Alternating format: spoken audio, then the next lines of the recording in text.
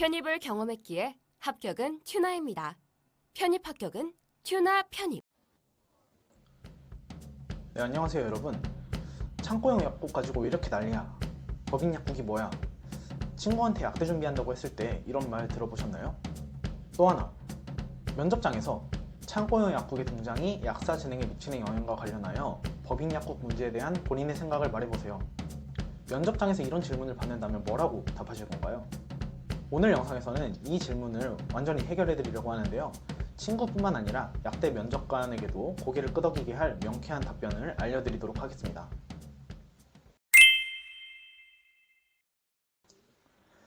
히트로 약대생을 모집할 때는 약학 시사에 관련한 질문을 하는 학교가 많이 존재했는데, 최근에는 서류 기반의 인성 면접으로 진행하는 학교들이 많습니다.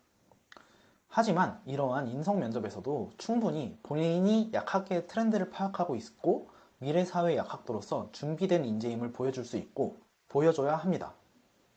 그 중에서도 창고형 약국 2호점 논란과 법인 약국 허용 여부는 약사법에 대한 이해뿐만 아니라 논리성과 타당성을 모두 검증할 수 있는 대표적인 질문입니다. 네, 그래서 첫 번째, 창고형 약국 그리고 2호점 논란에 대해서 살펴보겠습니다. 창고형 약국에 대해서 최근 이슈가 되어서 들어보셨죠? 그런데 이 창고형 약국이라는 형태 자체가 문제가 되는 것은 아닙니다. 그래서 이 논란의 본질은 약국을 개설하고 운영하는 주체가 누구인지에 있는데요. 약사법 제20조에 따르면 약사 또는 한약사만이 약국을 개설할 수 있으며 법인의 약국 개설이 금지되어 있습니다. 이렇게 약국 개설자에 대해서 명확히 규정한 조항은 약국이 단순한 상업시설이 아니라 국민 건강을 책임지는 너의 기능을 수행해야 한다는 전제하에 만들어진 것으로 이해할 수 있습니다. 사실 창고형 약국이라는 이름이 이슈가 이렇게 된 것이 처음이지, 다른 일반 의약품을 중점적으로 취급하는 대형 약국들은 위에서 이미 많이 찾아본 수 있습니다. 그런데 왜 이렇게 논란이 되고 있을까요? 그 중에서는 2호점이 생길 수도 있다는 우려도 한몫할 것이라고 생각합니다. 창고형 약국이 2호점, 3호점으로 확대되기 위해서는 대규모의 자본이 필요하고, 이 과정에서 법인이 실질적으로 개입하게 되는 구조가 만들어질 수 있다는 것입니다. 그래서 이렇게 확장이 되게 되면 법인의 약국 운영으로 이어지고, 그거는 일단 현행 약사법상 허용되지 않는 방식입니다. 따라서 창고형 약국이 논란이 되는 것은 약국 형태뿐만 아니라 그 이면의 자본 구조와 운영 방식 때문인데요. 그러면 왜 도대체 현행 약사법은 대규모 자본의 개입, 법인 약국을 금지하고 있을까요?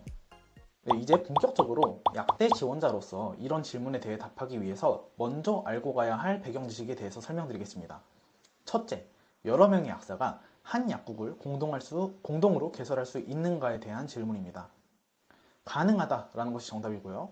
약사법은 약국 개설 주체를 약사로 한정하고 있고, 복수의 약사가 공동 명의로 약국을 개설하는 것이 법적으로 허용되어 있습니다.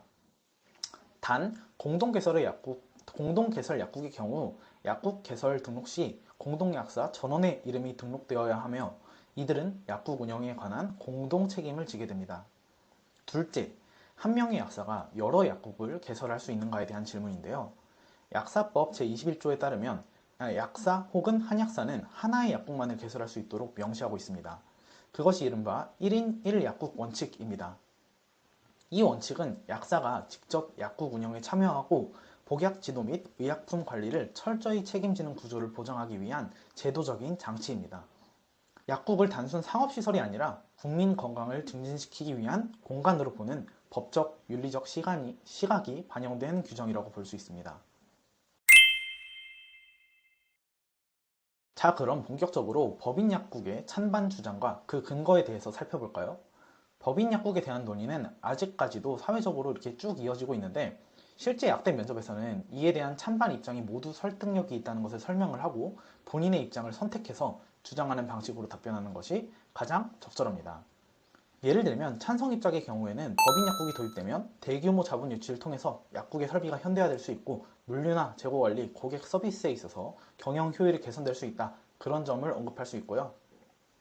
반대 입장에서는 약사의 기능이 기업 논리에 종속되어서 공공성이나 자율성이 약화될 가능성이 크다, 이런 문제를 지적할 수 있겠습니다.